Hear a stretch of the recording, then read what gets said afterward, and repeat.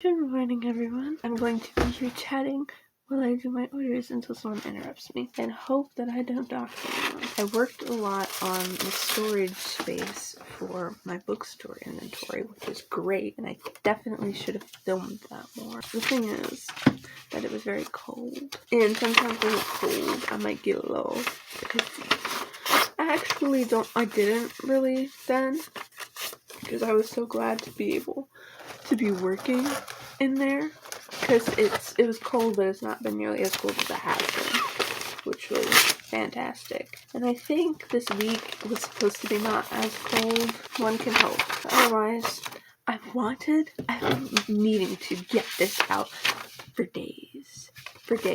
Watching vlogs, if you've been seeing, I was watching the X-Files the other night. Okay, I watched the first season of the X-Files over so long. When I first was starting to watch it, I didn't have any of the streaming services it was on, or I didn't know of anything that it would have been on, which you might have heard mentioned in that particular vlog. And so I checked out the first season of the X-Files from our library. The thing is, I wanted to watch that show very badly, and everyone else kind of wanted to watch it too. My dad used to watch it when it was on TV. My mom never really saw it, but she was willing to watch it, and even my brother, he wanted to watch it a little bit too. I could never, ever get everyone to agree to, like, okay guys, let's sit down and watch this. I mean, sometimes I could, but it's just my loan kept expiring, and I would renew, and then I'd return it, and then I'd have to check it out again, and then it would expire. I checked it out a bunch of times, and we still just never made it through the first season. It was ridiculous. We liked it.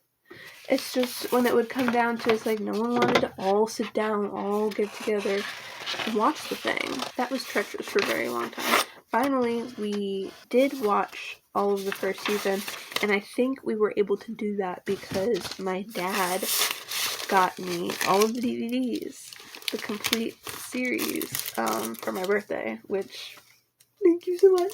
I love that. I adore it. So I think it was with that, with my own copy of the first season of the X-Files, that we actually finished the first season. But you know what? We did what we had to do. We finished it. And we started watching the second season. And we watched the first episode.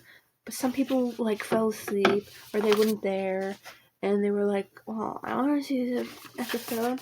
So we watched that episode at least 2 or 3 times.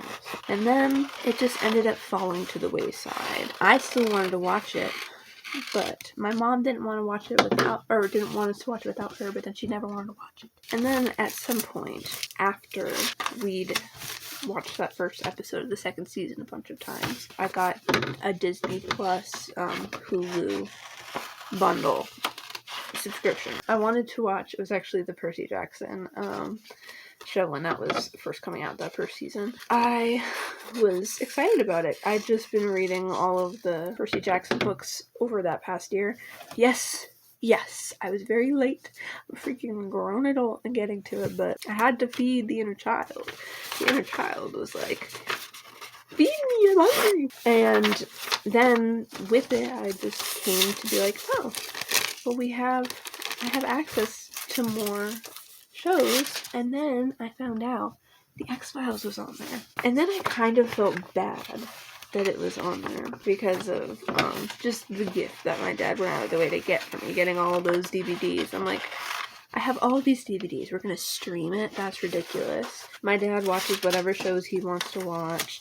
I watch my DVDs most of the time, or something on Netflix. But then he finished what he'd been watching, and I guess at some point I suggested the X-Files. So now, this past week, we've been watching the X-Files again. And my mom is okay with us not watching it, with us watching it without her. Since we've been watching the second season this week, I don't think we're quite halfway. We're in the first half of season 2. We were watching it. I'm like, this is like what I've been used to. Kind of very episodic in nature. There's not much of an overarching plot or storyline. at least with the first season, it was just Mulder and Scully working together and getting to know one another. Now, no spoilers or anything. There was a little bit of a shift with the end of the first season, which complicates things for season 2. And I was like, okay, it was mostly still just like the episodic thing. You kind of got the idea that there was a little something going on because there were some things that happened, some juicy stuff. Might have been some deaths. And there's some introduction of new mysterious characters. That's all I'll say, no spoilers. And then there was an episode, and it was so juicy. It was such a good episode with Dwayne Barry. If you know, you know. Again, no spoilers. And then that episode ends, and it smacks us with a to be continued. And I love a two-parter. I mean, I've watched like a lot of Doctor Who growing up. So if there was a two-parter, you knew something crazy was happening. And I'm talking about New Who. I never watched Classic Who. I mean, I've seen a couple episodes here and there. I just never got into it. I watched with like Christopher Eccleston up through pretty much Peter Capaldi. I think I kind of fell off watching it by the time Jodie Whittaker joined. Nothing against her. I know she got like some hate when that happened. That's not. It just used to be on Netflix, and then they took it off of Netflix, and then I had to only watch it through borrowing DVDs from the library, and I was just never very good at watching them in the allotted time. And honestly, Peter Capaldi, at the time, I was a little girl. I don't know. I didn't really care for Peter Capaldi as much as the Doctor. I'm sure I would change my mind now. I loved Christopher Eccleston. He was great. And then when David Tennant came in, I was like, what the heck? Who is this fraud? Who is this poser? But then David Tennant was like all-time favorite. And then I liked Matt Smith. Still, it was like David Tennant is king. He was my favorite Doctor for sure. And then Peter Capaldi came on, and I just never really warmed up to him. I liked Clara, and then I just kind of stopped watching him. I think Bill, is that her name? I saw a few episodes with her. I saw the first episodes of whatever season she was in, and then I just never finished my loan from the library, and then I just never watched it. Then I did buy all of the DVDs off of eBay, up through Jodie Whittaker and everything. And so I was like, well, for nostalgia's sake, since I watched the show when I was like 11 or 12, so I was like, well, I'm gonna rewatch it, because remember what I said about that inner child. She's always there. She's been there pretty much as long as I've been a child, and she's been still an inner child, if that makes sense. So I'm always working to appease her. So I started rewatching the show, and I got a really good deal on these DVDs. Come to find out, I thought I got a really good deal because it's crap. Like, they did not work very well. They would freeze and skip, and it was like, I have the DVDs so I can watch these without interruptions. So I rewatched it up through first season of the 11th Doctor, whichever season that is, which is so lame because I adored Amy and Rory. When I was younger, I would always say the 10th Doctor was my favorite Doctor, and Amy was my favorite companion. I got to that part, and the DVDs were just, like, unwatchable. They just did not work. I never made it through the 11th Doctor seasons or the 12th Doctor seasons into the 13th Doctor seasons. Now I have a 14th Doctor, and that's like considered a new show, which I think that's just because of like broadcasting companies or something. I don't know. It might be like a new thing the way New Who was with Christopher Eccleston, because it was like still Doctor Who, but it was like a definitively kind of different show. That's the way I understand it. So maybe with the 14th Doctor it's like that. From what I understood, it was more seamless than that though. I'm not exactly sure. If you've kept up with the show, let me know. If I get the Doctor Who urge, I might check out my DVDs, see if it is DVD player or what the issue is. And if not, maybe I'll order more DVDs, better quality ones. I don't know, because I really love having the DVDs in the show, because I know my show, like my favorite shows, because I know that I'll want to rewatch them. For example, I just did that with Once Upon a Time. I loved that show when I was a little girl. Now don't get me wrong, it's bad TV. It's it's like not good. A lot of the acting is really subpar. The costuming, the green screens, it's a low quality show. But that being said, I love it so much. I love it so much. I love the characters. I love the crazy storylines. I love the crazy family tree of this person is related to this one, so this one to this one, and blah blah blah blah blah blah. I adore it. And I adored it when I was a little girl. I watched it probably the same little fangirl who was watching Doctor Who was watching Once Upon a Time. But I had the second and third seasons on DVD. I thrifted them. And I was just binging the third season like nobody's business. The third season goes so crazy. All of the show goes so crazy. I love that show. I was like, well, I need to keep like riding this wave of my renewed fangirlhood. I went on eBay. I bought myself a copy of the next season, and then I never watched it. I just got caught. I just was doing other things. I have most of the seasons of Buffy on DVD, so I've been watching Buffy the Vampire Slayer, and I've been watching that for a while now. I think I'm only on the third season. I just actually watched an episode last night for the first time in a while. It's a Christmas episode, so it's kind of fitting. If you know what I'm talking about. If you know the Christmas episode from season 3. It's not like the episode was that crazy. Again, no spoilers, but there was a guest star, I guess you could say, from earlier seasons of the show. And I lost my mind a little freaking bit because that character... Do not get me started. I feel like of the shows, Buffy is one that...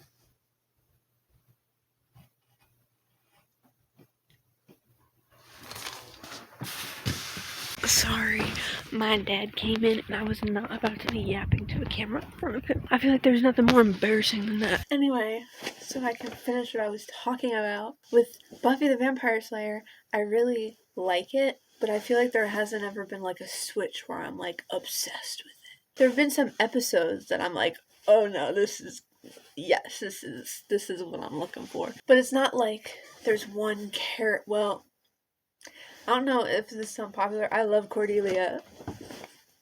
I like Willow too. And Buffy, and I liked Oz. Like Oz. Okay, no spoilers.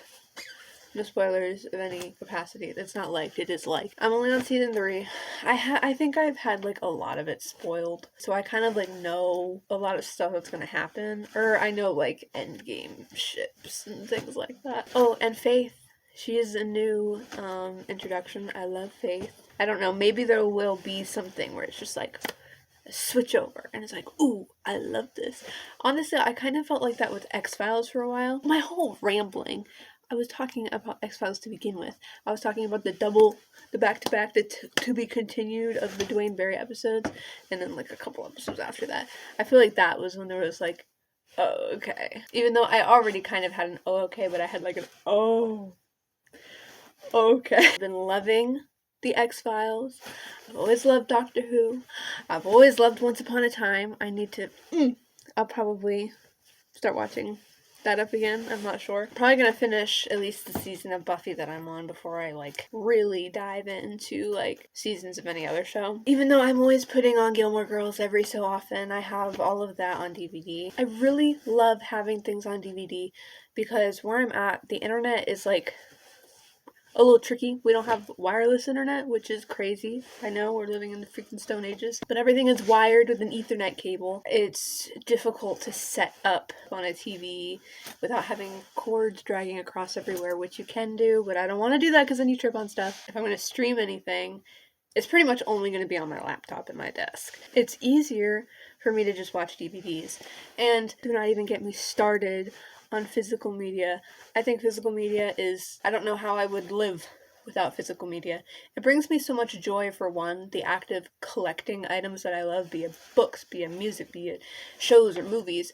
Having those things, having a library that is mine, that I can go to, that I can access at any point in time, that no one is going to interrupt with. I don't have to return it to anyone. I don't have to return it to the library. It doesn't rely on subscription fees and whether availability on particular services and things like that. It's just, I have the things I love, and as long as I have electricity and these things don't get, like, damaged, I have them for years and years and years to come, and I really appreciate that. And I think it is important. Personally, I do believe that it's important to have physical counterparts of these media. People are hearing more and more about lost media, about things that have gone straight to streaming and then been removed from the services, and then it was like as if they never existed. I mean, it's like 1984, dude. Not to be like that, but like to be like that a little bit. You can so easily lose access to information and history, even if it's just pop culture, even if it's just shows, but it's stories, and stories is like the lifeblood of the world. I feel it's like story is it's so important. It's so important, and so it's something that I really prioritize. For one, it just makes me happy being surrounded by things I love, but then also just having that accessibility. It really is important to me, at least, and I know it's important to a lot of other people. I've gotten all of my Gilmore Girls stuff, I've gotten from Goodwill over time. It's like, oh, I'll get a season here, a season there. Same with Buffy. Some of the Once Upon a Time, like I said, I thrifted that. I did order one on eBay. It's like $5. It's like not a big deal. The X-Files, I think, was more expensive, but it was a gift, so it was free to me. And Doctor Who, that was maybe a little bit of a rip-off, I don't know. But usually it's just if there's movies or shows that I want, I keep an eye out when I go to thrift stores, because I thrift a lot. My dad thrifts a lot and I thrift a lot, so we both go thrifting together often. So it's more affordable and you can find good stuff. And then I do go on eBay if there's something that I can't find, even though I'll look and I'll scour thrift store shelves for things and I can't freaking find them anywhere. I'll go on eBay, I'll crack down and I'll buy it. Next time I go out, oh look, there's a movie I've been looking for. These are the things I love. My shows, my movies, my books, my music. And I could keep yapping. I was keeping all of the show talk, keeping that all spoiler free. I could talk spoilery. It would just, I don't know if anyone would want to hear that. And I would hate to be the one who spoils something. Obviously, if I were going to spoil something, I would be like, spoiler warning. I'm not a despicable person. I've had most everything. Every piece of media I've ever consumed has been spoiled to some capacity. This is another thing. So watching old shows, like backlogs of old shows that have seasons and seasons of content, like Doctor Who, like X-Files, like Buffy the Vampire Slayer, they have all of these seasons of material to go through. I do binge some stuff, but I don't always binge the way some people binge. So it can take me a really long time to watch a show. Like, I have been watching Supernatural since I was like 13 years old. I'm turning 21 this month. There were many years that I just didn't watch it, like many, many years. I think I watched the first couple of seasons when I was 13, and then when I was like 16, I can't remember. However old I was when the show was ending, I was like, I gotta lock in and catch up on some stuff, because I loved the show and I got sidetracked from it and I just never kept watching it. And then I watched a bunch of seasons in a short period of time, and then I'm like, I'm going too fast. I don't want to like finish it, because then I won't have anything more to work to. That's what I did with New Girl. I watched New Girl over many, many, many years, and then when I finished it, it was like, dang, it's like over.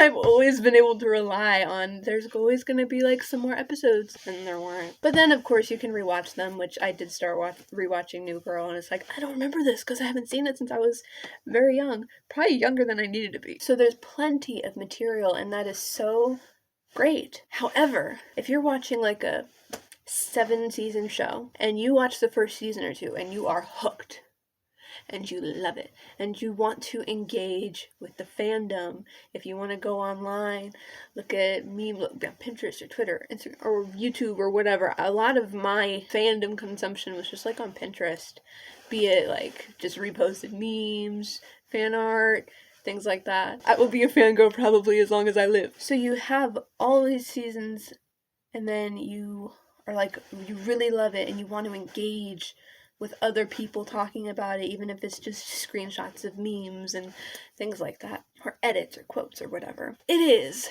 a battlefield, a warfield, a minefield, trying to avoid things that are going to ruin the show for you. At least I found for me, it's like I have to consume the media within a vacuum, which I guess is more common, or was more common before the rise of the internet, unless you had friends who would like watch the same show as you. Either you have to consume the media in that vacuum, or you get everything spoiled. So that's why I've had so many shows and things spoiled for me. TV is very different from how it used to be. I mean, the 22 episode seasons, they are great. Of course, they're also packed with filler and things like that, but that's kind of the beauty of them, and I know there's a lot of discussion about that too. It's like, skipping filler, you're missing the heart of the shows. I feel like very heavy with that with like X-Files, at least with the first season or two. It kind of feels like the whole first season is like filler episodes in a way. There's not like a big overarching plot. I mean, there's a little bit. I feel like in the second one, they're developing more of an overarching plot than they have. But then they still have like the episodic kind of whatever filler in between kind of things, which I think is good. Yap. I came out here to get a book. If anyone in the world ends up watching this video and you like any of the shows that I talked about, you can mention it and maybe I'll yap about it again, because this has been fun. This has been fun. Oh. I gotta go do other stuff now, but thank you for listening to me.